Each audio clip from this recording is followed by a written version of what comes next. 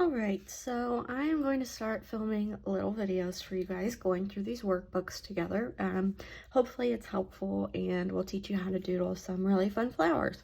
So today's is going to be this flower here. And in the workbook, I have the black version to show you what it should look like, the gray version for you to trace, and then space for you to draw your own. So we're going to go through this together, and hopefully this is helpful.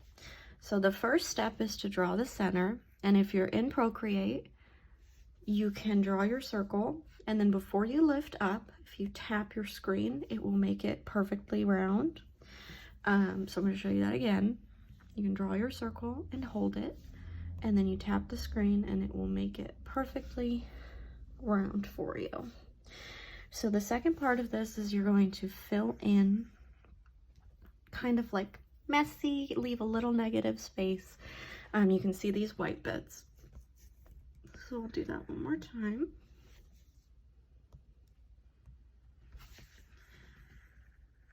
And that's just to make it have a little bit more depth to it, some texture.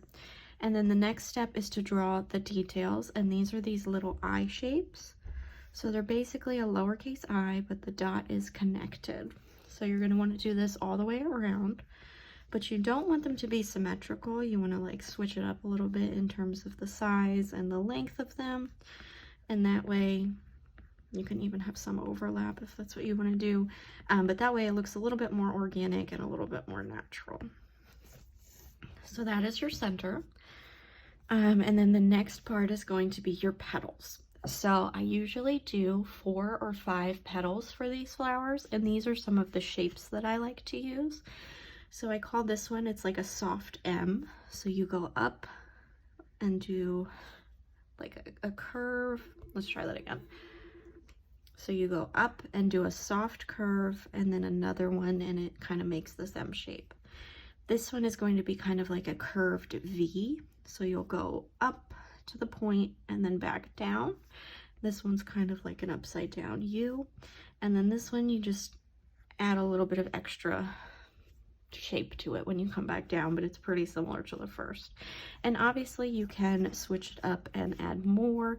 You could do some kind of funky shapes if you want to, but these are just some examples of what shapes you can do for your flower. So I am going to copy this center. Oops, I have to do it sideways because I am filming. And then I'm going to draw some flower petals around it. So we're going to shrink it just a tiny bit so I have some room. And the first one, I'm going to do that M shape. And then I'm going to do just a round one. Kind of a little pointier. And I'm going to do another M shape down here. Now it's not perfect. It's definitely a little wonky, but we're gonna stick with that.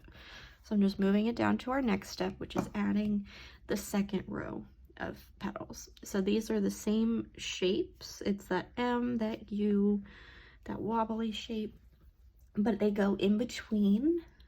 So if this is your kind of like alignment, they'd go in between those petals. So we are just gonna draw a couple of those, connecting our petals and giving a second row. I don't love this one, so I am gonna just elongate it a little bit. Okay, so then the next step is to add some folds, and these can be different to every single one that you do. It doesn't have to be the same at all. In here you can see that I chose these 3 petals, and I did a side fold, a top fold, and another top fold. So the shapes are very similar to the shapes that you're using in the other step. You can do kind of like a curve, an upside down M, just some generic little S-shape curves. But the point of this is to kind of make your flower look like it's bending and look more organic and natural again. So I'm just gonna pick a few here and add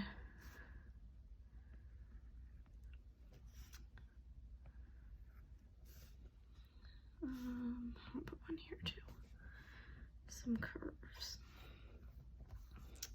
And then the final step is going to be adding these texture lines, and something really important is the pressure on your pen, whether it's on your iPad or on paper, will change the appearance of those lines. So if I push down all the way, it'll be thick.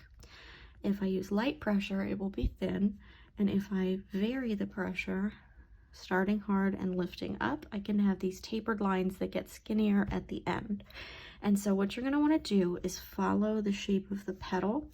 If the petal is vertical, your lines are going to go vertically. If it's horizontal, your lines are going to go horizontal. And you can always turn your paper or your Procreate to make that easier for you, but I just like to follow that rule of thumb. And they can be curved lines, they can be like wiggly, they don't have to be perfect, but you want to follow that just general shape. Okay, and then one more thing is I like to start some at the center of the flower and some at the tip of the petal, and then you can do some lines in between those just to kind of fill it out, but I like for my lines to go all the way to the outline. So here is our flower, and I'm gonna start with the folds, and I'm just gonna follow the shape of the folds. And I almost like to do like a stutter step, like you're drawing one single line, right? But you lift up your pen a few times and it can give you like a dashed look. So I can start at the edge here and then lift my pen as I go all the way to the bottom. And so I have a little bit of space in between them, but it does add some extra little dashes in there for you. And then again, just following the shape of those folds. Okay, and then now it's time for the petals. So these don't have to be the same every time. Sometimes you can even have like a U shape like that. It's really just whatever looks right to you. And you can experiment with these until you get the style that you like for your flowers.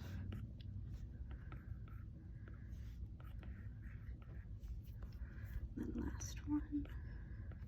So then there is our flower. So this is our sample up at the top. It's a little bit thinner just because that's the brush I used. But here is the one we just did together, and they're gonna be a little bit different every time, but so are flowers when you look at them. It's just learning the base shapes so that you can go through and put those tools together and learn how to make some flower designs. Hopefully this was helpful for you.